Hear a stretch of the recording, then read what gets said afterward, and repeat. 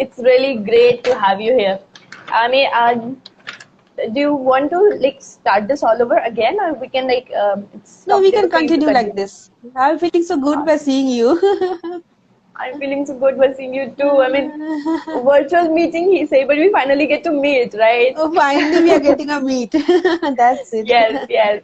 Awesome, awesome. It's nice to see you. Same to Okay, you. so thank you. Okay, everyone. So we have Dr. Sonali with us. She's an Ayurvedic practitioner and she's a wonderful, wonderful human being. She talks a lot about Ayurveda and she's got a lot of stuff to share with us today. Yes, We're very absolutely, excited to, absolutely. yeah, we're very excited Right, to talk to you, Dr. Sonali. So, how about beginning right away? right. We'll begin it. Awesome, awesome.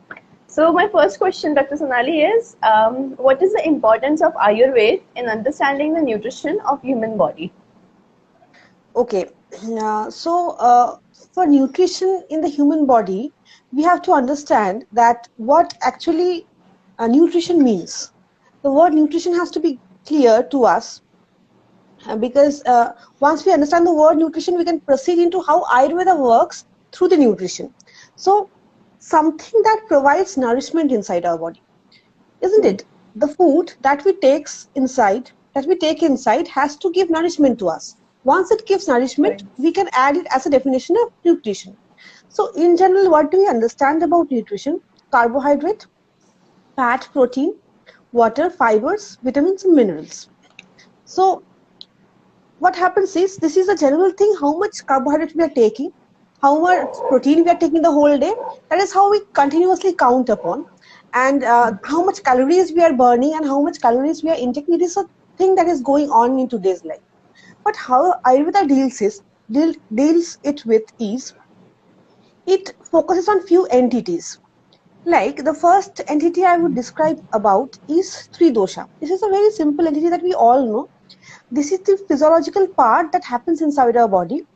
Any kind of functional aspect that is dealt with tridosha, like maybe it's a movement, maybe it's a metabolism, maybe it's our structural part that is dealt with kapha, the solid part of our bodies, uh, the catabolism, the anabolism, the nervous disorders, or the nervous acting that we are all doing, is Hmm. all dealt with tridosha. So when we are taking a food, we have to concentrate upon our prakriti, that is either vata or pitta or kapha. If we can Okay. consider upon our prakriti, then what happens is nutrition absorbs in our nutritive foods absorb in our body well, and we generally don't think about carbohydrate or protein as such, but we think about what is my prakriti. Secondly, we have to think that how our body, now we have taken out the food. Now, how is it working inside our body? Now, it's simply not just about absorption. It's not just about fast metabolism through liver. It's not just about excretion, but something else through Ayurveda we see, that is the absorption in the dhatus. What is a dhatu? Sapta dhatu. That is rasa rakta mamsa med asti majja shukra. These are the minute tissues that covers the ras, or the lymphatic system, I would like to say. Rakta, the blood tissues, the bone tissues, that is the asti. Majja is the muscles. So this is how tissue absorption of food in the tissues takes place. We take care of that through Ayurveda. So it's not just about carbohydrate, it's not just about protein, how much we are intaking is not just about that, but through tridosha, through saptadhatu, we are going through. So it's such a minute, such an in-depth process, that if we understand how nutrition is actually working, then Hmm. it becomes easier for us to cure the diseases as well. So now, Right. what Ayurveda says about excretion, it's not just about excreting through stool and urine, it's about sweat as well. So we consider all the three malas, no? Because Hmm. this is how, when we are having excess sweat or we are having less sweat, we immediately, when a patient comes to us, we immediately, it comes to our mind, how is the excretion process taking place? That depends on how you are absorbing the food, how the metabolism is working inside our body. So when we are taking a history of a patient, all the things that goes into our mind when we're actually asking the questions is how the tissues are absorbing the food, how Hmm. Tridosha is acting on the food, how excretion is taking place. So it's not just about when we are asking a patient, suppose that do you go to Latvian every day? A very normal patient, very layman patient. He says, yes, I go 2 to 3 times a day. But that again goes into our mind how the absorption is taking place, how the Hmm. excretion is taking place. Then accordingly, we'll select the medicine. These things also plays a role, very crucial role, while absorption of nutrition inside our body. Hmm. Again, if you can't just only concentrate upon your body. Ayurveda also concentrates upon mind, which is three guna, sattva, rajatama. Right. We have to understand in which condition of the mind the patient is coming up to me. What is the general category of the presence of mind of the patient? He Hmm. either he is very much he or she is in very much she is very much concentrated upon the disease, what has happened to me, very excited, or he or she is very normal, okay, whatever has happened, I've come to you, you will cure it. So these kind of conditions also can be considered while we are treating a patient. So that is how nutrition in Ayurveda works. It's not just simply about your food, how much I have taken and how much I have burnt out. Hmm. Again, nutrition is another huge part it deals with is Pancha Mahabhuta. These are five elemental parts. Now, these are the universal aspect which Hmm. sounds a bit philosophical, but this is not actually a philosophy because the part that is in the universe, it is within us. This is very simple. If earth Right. is outside the body, earth is inside my body. If water is outside my body, or water is inside my body. So when we are taking your food into consideration, we also have to take which part of the universe I'm taking most, which part of the universe I am trying to make develop. I want to make a development of. So there are so many crucial points. Okay, now let's forget about the universal part. This is a very huge part. It takes a description of about 24 days, 24 hours. Now, what about the hunger? We have hunger for everything. We have appetite for everything. Like today, we are having a program with you in the Instagram. I have the hunger to talk to you. You also have the hunger to create the program properly. So hunger is such a Right. natural thing. So this is even so considered, so important in Ayurveda, because when I'm taking a history of a patient of just how is your appetite is, it is not just about just how you're feeling hungry. It's about the Hmm. absorption of the five elemental particles. How the elements, the five elements, that is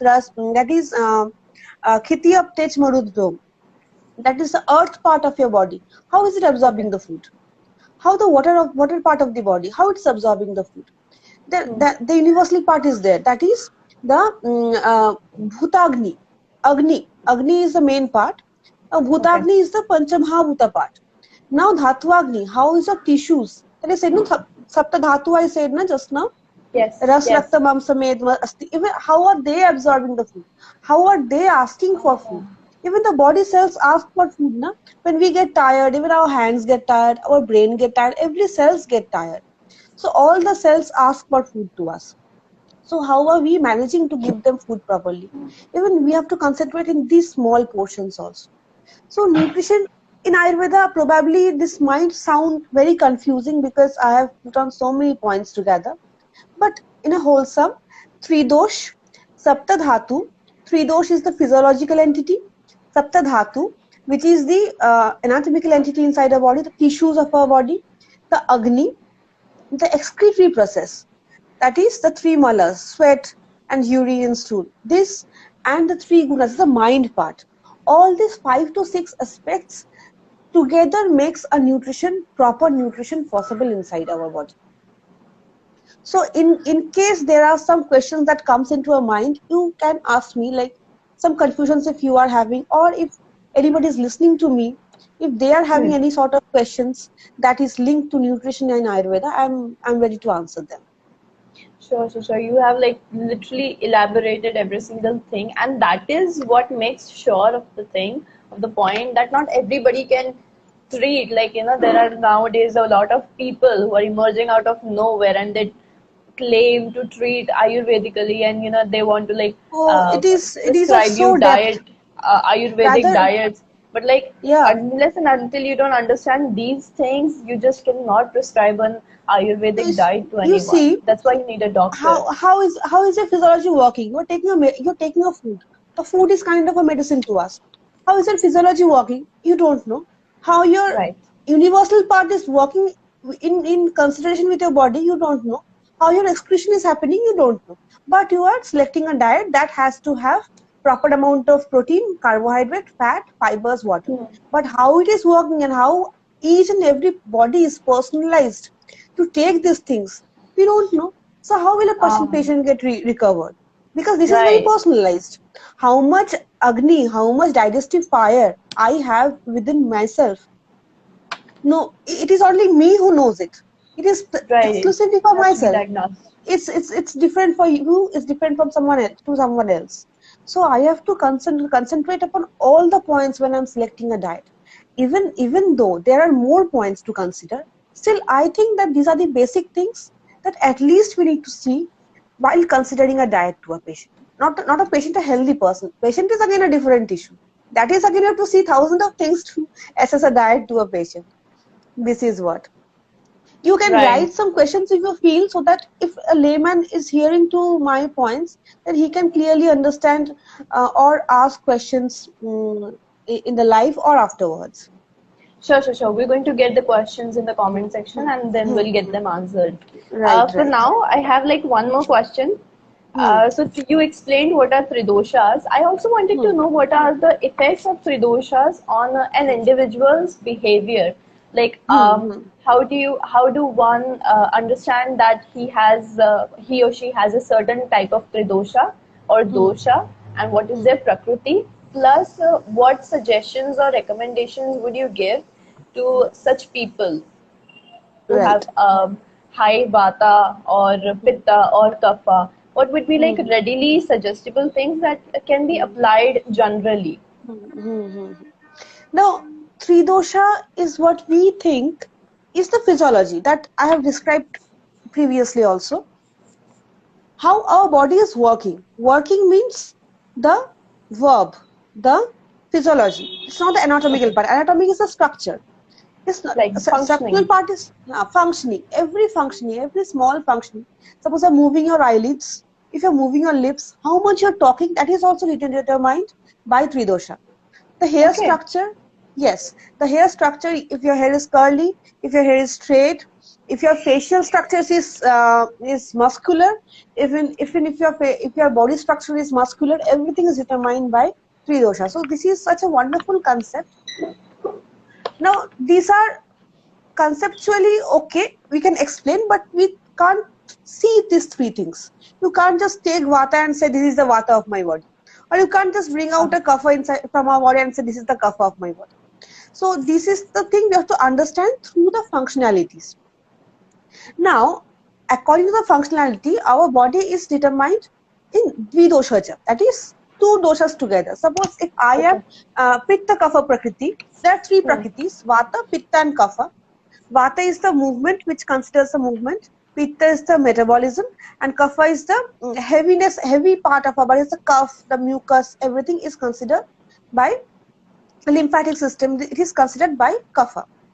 So now what happens is, from conception onwards, the prakriti comes from our parents, from my mother and my father. It is determined whether I'm pitta kapha, whether I'm vata pitta, whether I'm kapha pitta. Is determined from my father's genetical fathers and my mother's genotype. Genotype of a Okay, DNA. It determines the basic structure of my first prakriti. thing. That is, Okay. suppose today I can say my prakriti is pitta kapha. So once I consider I prakriti as pitta kapha, I have to clearly know that which food is relatable to pitta, which food is relatable to kapha. Then Hmm. already my body is pitta kapha, I have to avoid those foods. If Okay. I avoid, then I won't increase them too much. Now this is again, you generally can't consider that, because there are seasons, there are changes of seasons. in different season, different atmosphere comes. We can't stick to one simple diet. It's a personalized thing. Ayurveda always says that Ritucharya, you have to maintain Ritucharya. Ah. In Ritucharya, you have to change your diet. That is a different issue. But if in general, I understand that my Prakriti is kapha, I will take lukewarm water. Then my kapha,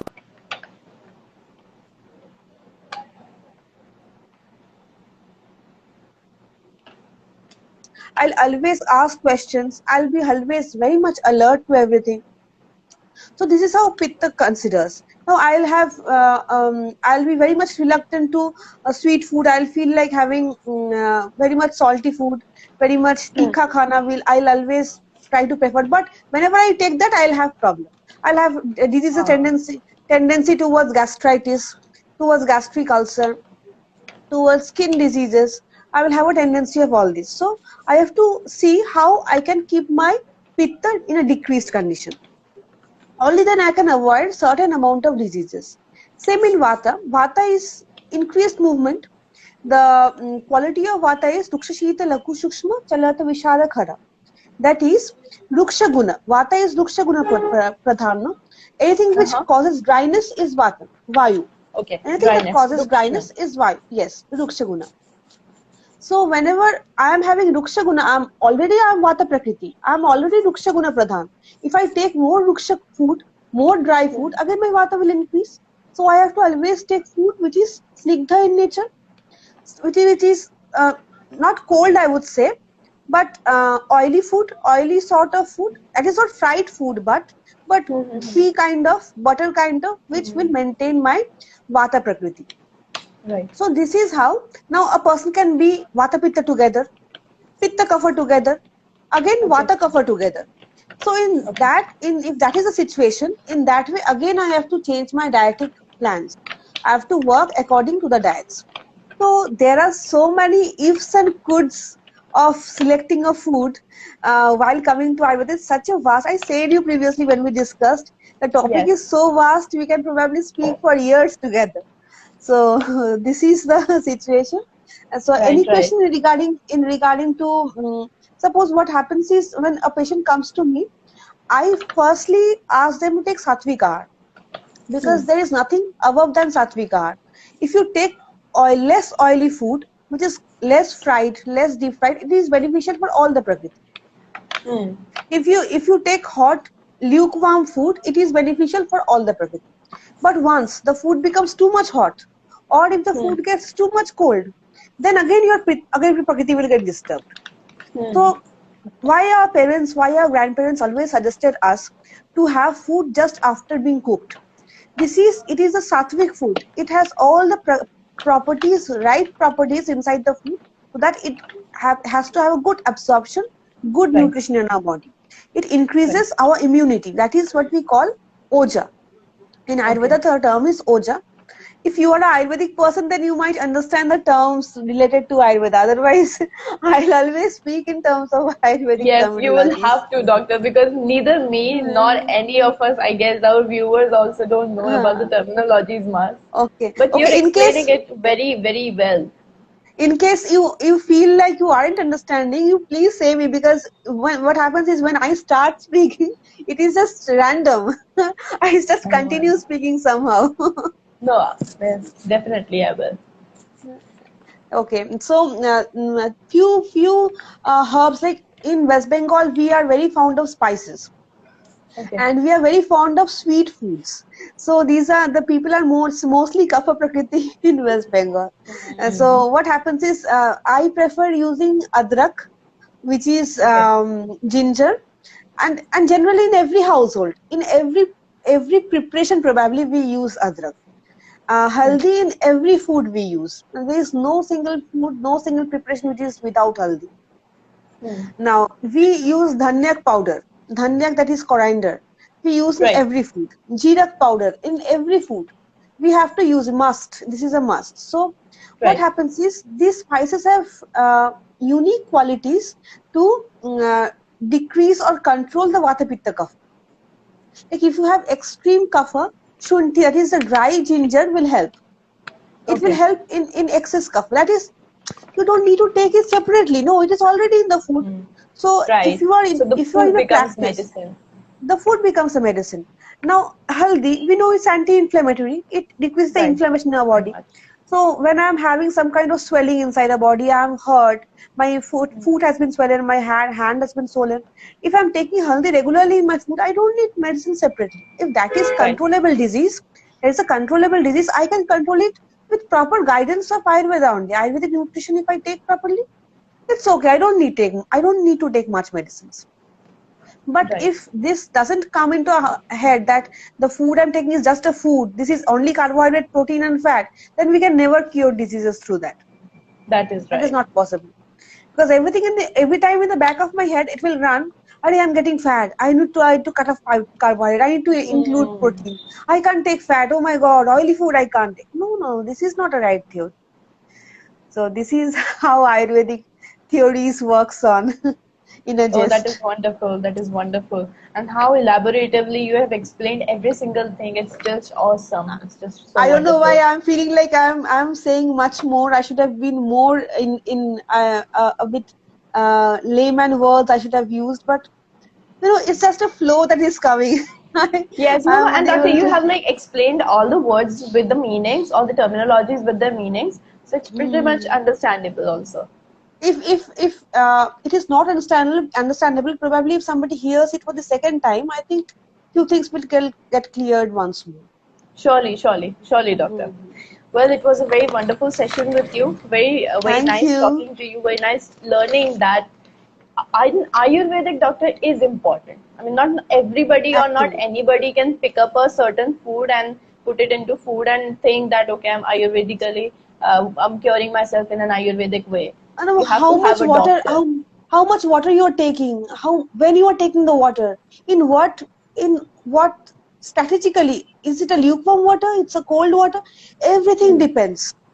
I'm Right, taking 2 glass of lukewarm water. I know its benefits. Again, if I'm taking 2 glass of cold water, I know its benefits. So even right. so much differentiation, no, so much small differentiation are there. It is not just this. You can't complete it within 15 minutes or 20 minutes. It's just That is right. vast, huge. Oh, we're going to have a Hmm. great session with you once again. I mean, we're very Right, excited already to talk to you about every single thing that you have told us. And right. here we end the session with Dr. Sonali, and it was really Absolutely. wonderful talking to you. And we are eager to talk to you again about all the things that you have Even mentioned. I'm very interested. I'm very happy to talk to you, and I am pleased that Ayurveda has allowed me to speak in their platform so wonderfully. I'm so happy for that. Okay, We're so bye. glad. We're so glad. Thank you, Dr. Sonali. We'll hope to see you Thank you. soon again. Right. Bye.